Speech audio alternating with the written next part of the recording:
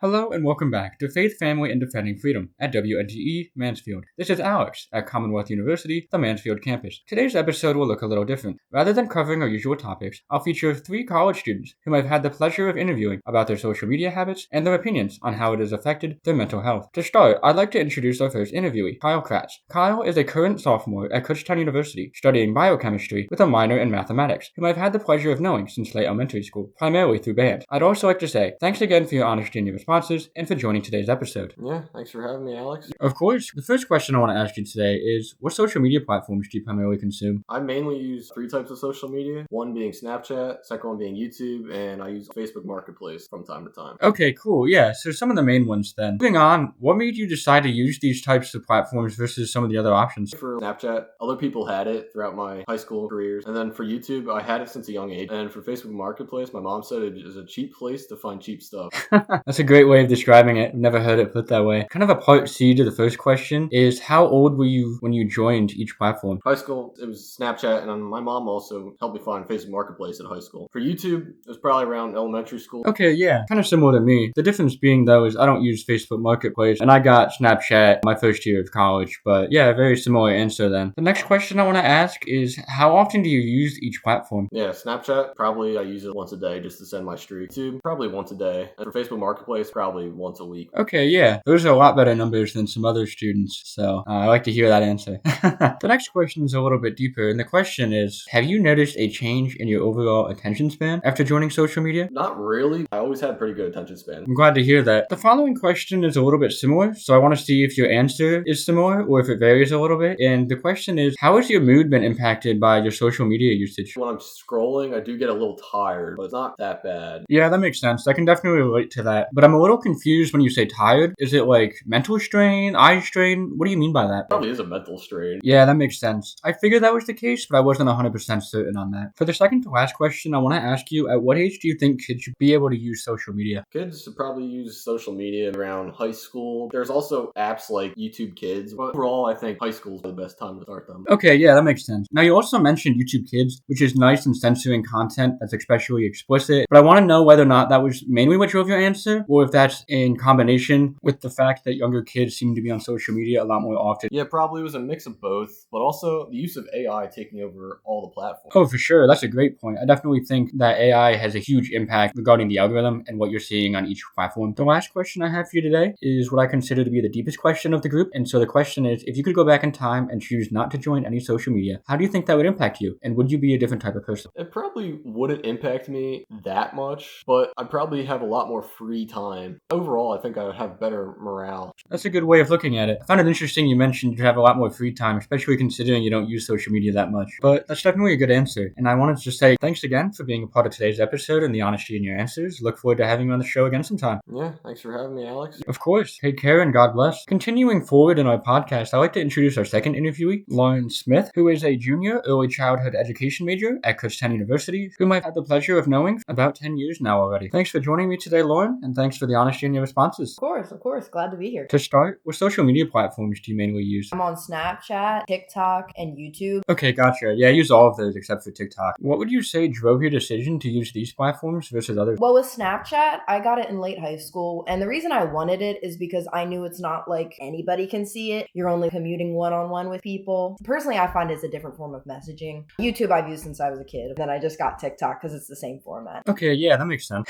You already answered the question I was going to ask next, which is how old you were when you joined. So the following question then is, how frequently would you say that you use each social media platform? Yeah, I use TikTok a lot, especially because we're on break right now, but I'm probably on there like 2 to 3 hours a day. Snapchat, probably under an hour. And YouTube, I like to put on videos at night to just play in the background. So maybe like an hour and a half every other day. Yeah, that doesn't sound too bad for a daily average then. Diving a little deeper then for our next question, have you noticed a change in your attention span after joining social media? TikTok definitely made my attention span a lot shorter. And I would even notice like when I'm watching a video, I'm like, I already get bored 10 seconds in a video. Yeah, that makes a lot of sense, especially with TikTok always stimulating you or trying to be engaging. And if you use that a lot, which you mentioned, shorter form of content, it makes sense why you'd have trouble watching some of the longer types of content like on YouTube. Continuing on to a similar type of question, has your mood been impacted by your social media usage? If so, in what way? I do come across a lot of difficult topics like the state of our country. Yeah, that makes sense. Would you say though in general that it does have an effect on you? I wouldn't say it affects me too much. That's good, especially considering you mentioned you see a lot of news-related content, and that can be very depressing oftentimes. For the next question, I'm kind of curious to see what your answer is going to be, especially considering your major at Kutztown. And so this question is, at what age do you think kids should be able to use social media? I believe that young kids, especially elementary school kids, do not need social media because they're going to be exposed to so much. So I believe it should be middle school at the earliest, even if you hold off a little bit, because I think that it can be very harmful, like boys and girls, like what you're exposed to, and they can even be influenced. Yeah, that's a great point. It could give them a false perspective of reality. For the last question, to close out the set for today then, is if you could go back in time and choose not to join any social media, how do you think that would impact you? And would you be a different type of person? If I did go back and not get TikTok, it would impact my self-esteem a little better. And I don't think Snapchat has too much of a bad impact. So if I weren't to get it, I don't think too much would change. Yeah, that's a good point with TikTok and self-esteem. And I'm glad to hear that Snapchat hasn't had much of an overall impact on you. I hope it stays that way. Well, thanks for joining me and for your honest answers. Look forward to having you on the show again sometime. Of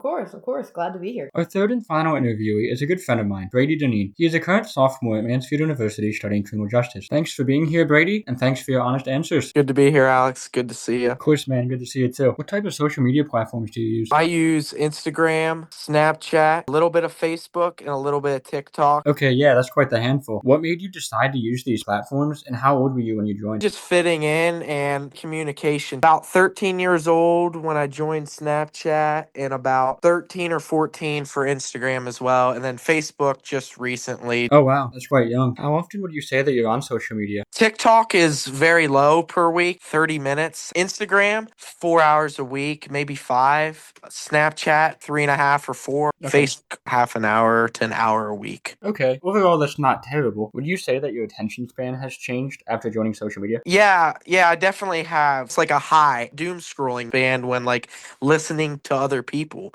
I'm not as engaged with them just because my mind is kind of in somewhere else. It's in the third dimension on a screen. Yeah, definitely. That's a great way of putting it. Similarly, has your mood been affected by social media? Yeah, definitely. My mood has definitely been affected. Makes me think a lot of negativity about our world. Yeah, that's true. Especially if you're seeing a lot of news-related content. The next question is, at what age do you think kids should be able to use social media? 16 years old, maybe even more. I would really like my kids to never use social media. My reason behind that is just like there's so much bad on it that I don't want my kid to see at a young age, and age restrictions, I feel like they're too loose. But unfortunately, to fit in with the norms of society, you kind of have to so your kid's not considered an outcast. Yeah, that makes sense, and you bring up a really interesting point. Well, my last question is, if you didn't join social media at all, how do you think that would impact you, and would you be a different type of person? I do think it would change me a little bit just because my attention span wouldn't be varied. And also, I wouldn't think bad about certain things in this world. Yeah, that's a great point, Brady. I like the way you described that. Well, that's all the questions I have for you, so thanks again for being on the episode and for the honesty in your answers. Maybe you can even be on another episode. Thank you, Alex. Of course, man. God bless and stay safe. Overall, I thought it was a unique experience to interview my friends, and I thought it was interesting the number of them who use Facebook Marketplace. I didn't really think of that as a social media platform, but I definitely think it counts, and it was cool to see that. And then even just seeing the differences in their social media hours, how many hours they spend on each platform, and what they use each platform for was kind of unique to see.